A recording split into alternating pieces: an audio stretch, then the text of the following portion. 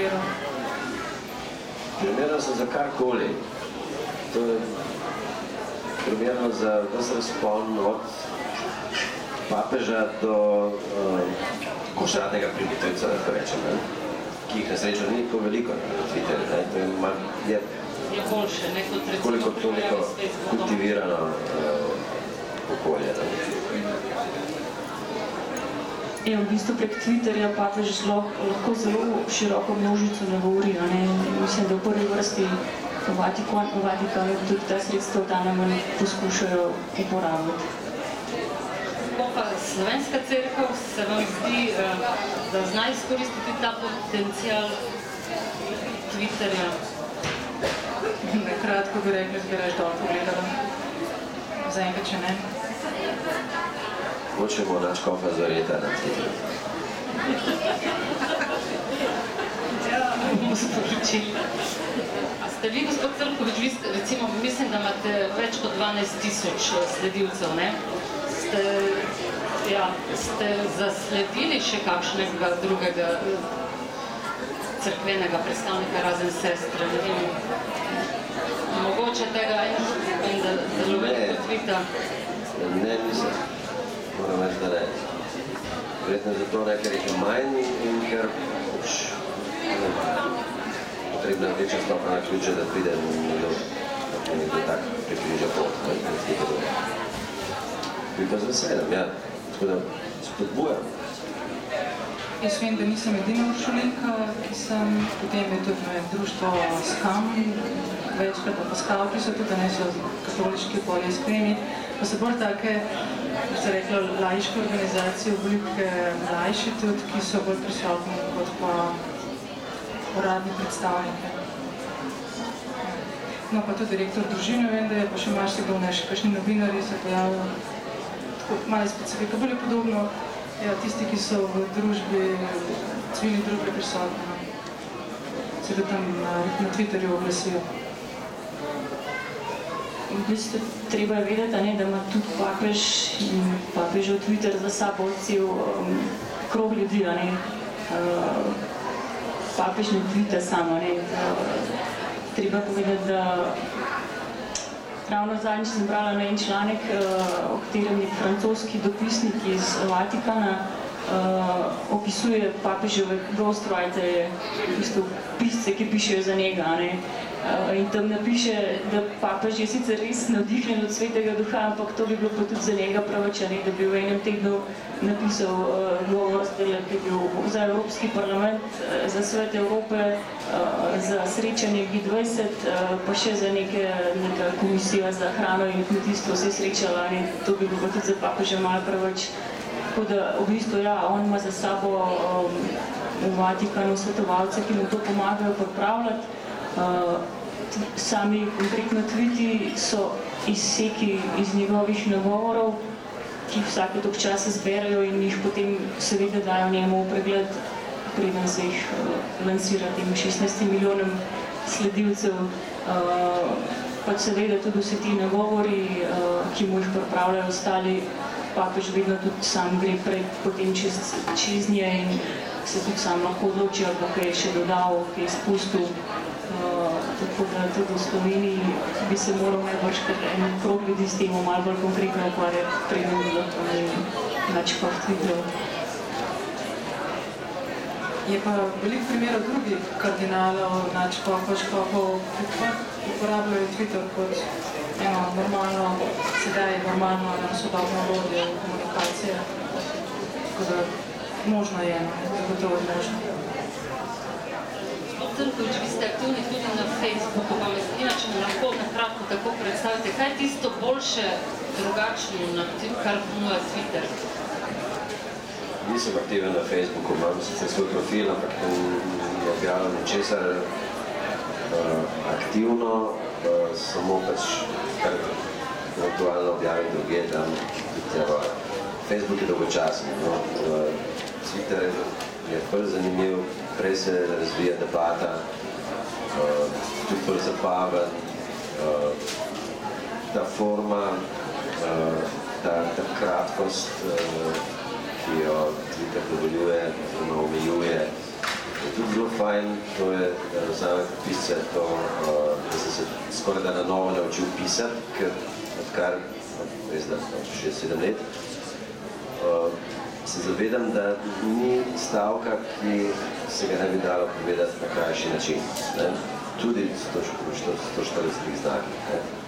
Mislim, ni teksta, ki se ga ne bi dalo skrajšati. Ne ravno 140 znakov, ampak kar se na Twitterju, ni problem krajšati. Vse se da spraviti pod to mejo. In kar je najboljše, nič ne zgubiš. Še vedno lahko poveš to, kar hočeš povedati. No, nekateri trdijo, da je pač to tvitanje ene vrste ekshibicionizma, si na odprtem polju, vsi vejo, pač o čem tvitneš, kaj razmišljaš, pa predvsem pa ti ne veš, kdo vse te sledi, ali to mimo teče, recimo.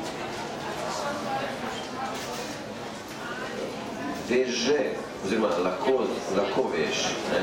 Če lahko vidiš vsakega izmed sledilcev, res pa je, da če imaš malo več, potem jih je težko prešteti, težko jih je prepoznati in pravzaprav te niti ne zanima. Ne?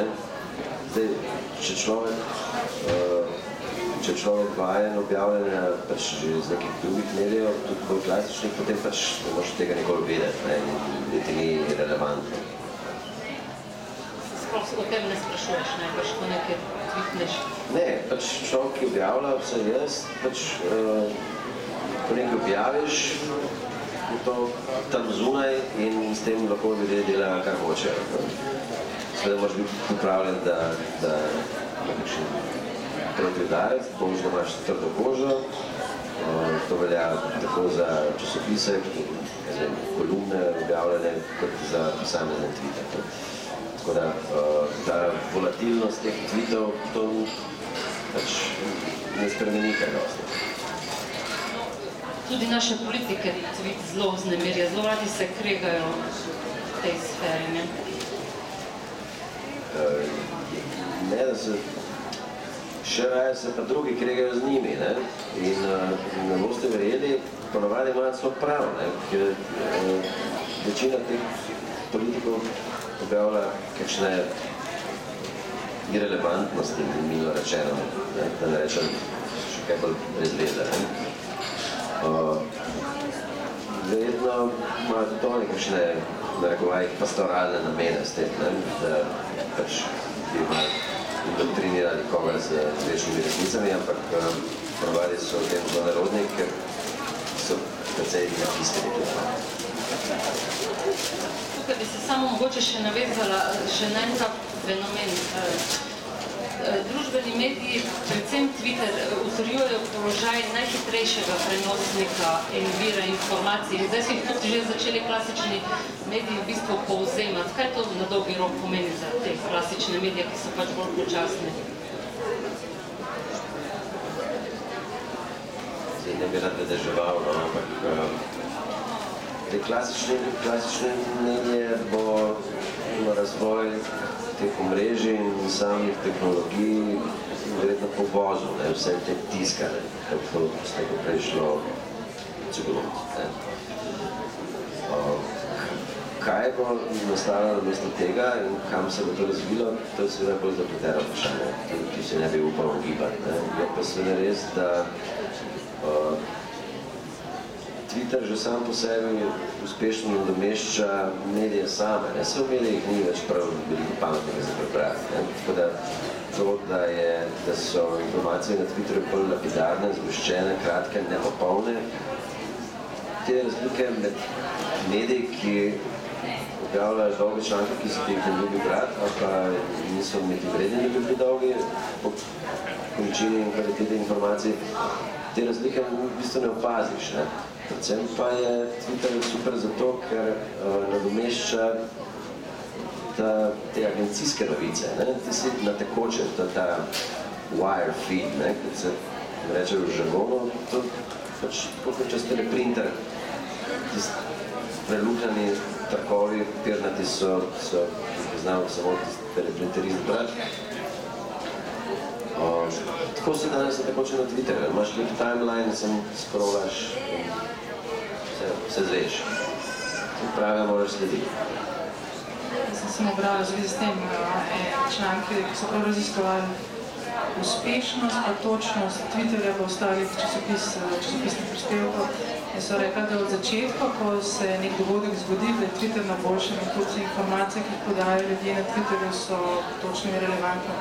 S časoma, da se potem pogosto začne dogajati malo neko zavajanje, da se kar prenaša nepreverjene stvari, da se dodaja, da s časoma tam Twitter izgublja na točnosti, da je pa potem en korekten novinar lahko veliko boljše upravi delo seveda, ker ima tudi več časa, da preverja. Ampak ta privlačnost teh prvih novic, pa mož, pa hitrosti, pa tega pa Twitterju se ne da vzeti. Kaj dodala, Katarina? Vi ste prej rekli, da je treba slediti prave. Meni se zdi, jaz ne tweetam, malo pofukam, ampak vedno me strah, da se zgubiš v vsem tistem gozdu informacij. Ker dostkrat, če prideš tako na ključno, padeš že v neko debato, ki se že odvija, Zdaj, jaz sledim omejenemu krogu ljudi. O njega slišam, da ima veliko večji nabor, da ne vem, kako je njegov pristop, tehnologija, branja in spremljanja. Jaz sem naredila zavestno eno omejeni zbor in občasno pogledam še kakšne druge, da se koma čas, ali kako želim malo prebrati, kaj se dogaja, kaj mislijo, o čem govorijo. Zato, ker je toliko informacij, ki jih moram tako predelati, živim posvečeno življenje, Bogu posvečeno življenje in tudi na tem področju delam neke omejitve. Z tega stališča sem naredila raž en izbor, boljši izbor. Po svoje vam to zavidam, ker mi, ki ne živimo Bogu posvečeno življenje, bi skoraj da rekel, da živimo v nekakšnem informacijskem grehu, permanentnem. Današnji človek, pa ne sem tak medijski džanki, kot sem jaz, živi v permanentnem informacijskem grehu. Tega je preveč, to je popoln overload in selekcija je ne nemogoča, ampak edini način, da narediš selekcijo je to, da stvari enostavno prezreš. Kaj boš pa prezrl, pa seveda nikoli ne veš. Vedno se ti bo nekaj izmuznilo. Vedno se ti nekaj pametnega in pomembnega izmuzne in vedno se ti prikrade tvoja pozornost nekaj nepomembnega, trivialnega ali še hujše. Tako da, to je problem, in to sem prej rekel, mogoče bi lahko vsem nedeljo dal mir s tem.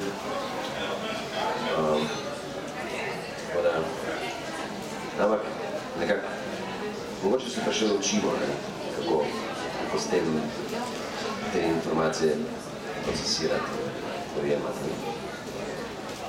Jaz recimo doma opazujem svojega moža, ki je tudi malo po poklicni dolžnosti precej tvita in vidim, da ta aktivnost res poznava precejšen del njegovega dneva. Česar se včasih kar malo jezna in si v bistvu zaradi tega sama pač moj trenuten način življenja, tako kot je rekel sestra Marita, ne omogoča tega razkošja časa, da bi toliko časa temu namenila. Že v uvodniku sestra Marija Rotar, mislim, da je napisala tudi Šulinka, Sestra Janja. Ona tudi tvita je napisala, da bi papež v bistvu lahko bil naš dedek, celo pradedek, da nas prav lahko zelo veliko nauči o tem virtualnem svetu, digitalnem, se strinjate. Ker, pardon, je veljalo pač tako nekje klišeje, da so to mediji za mlade.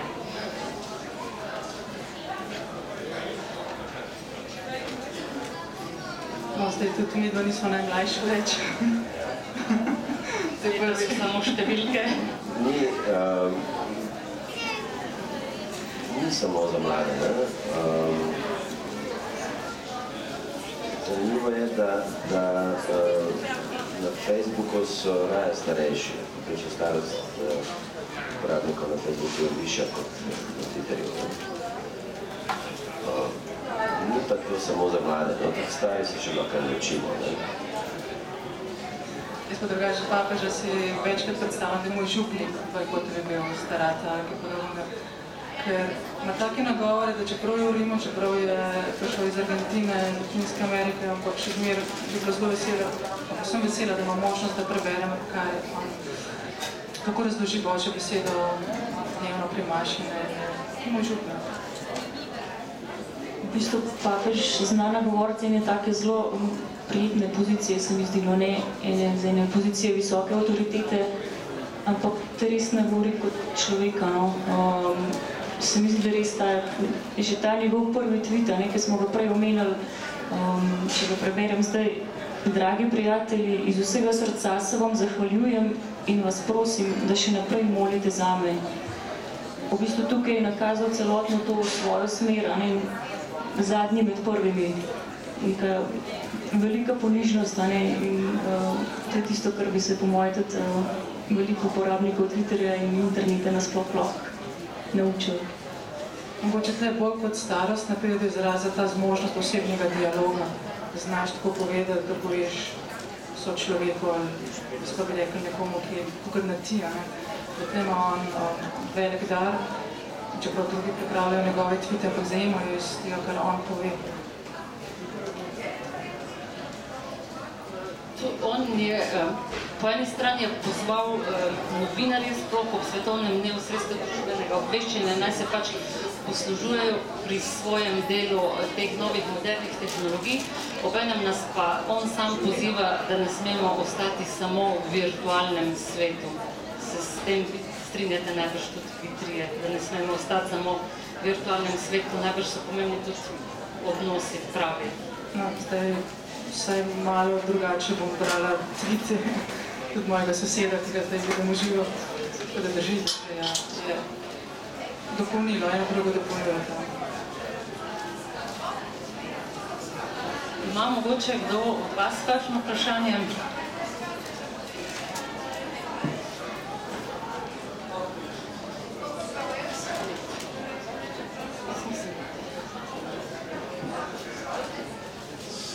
Se vsem lepo zahvaljujem.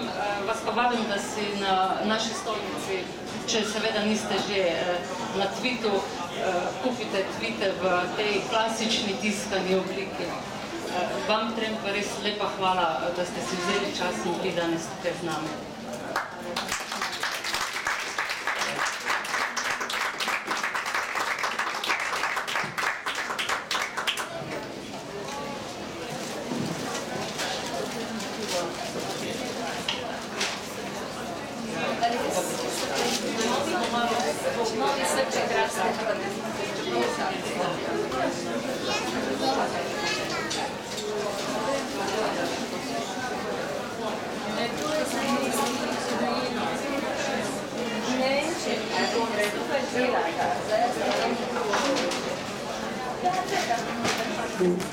Ja,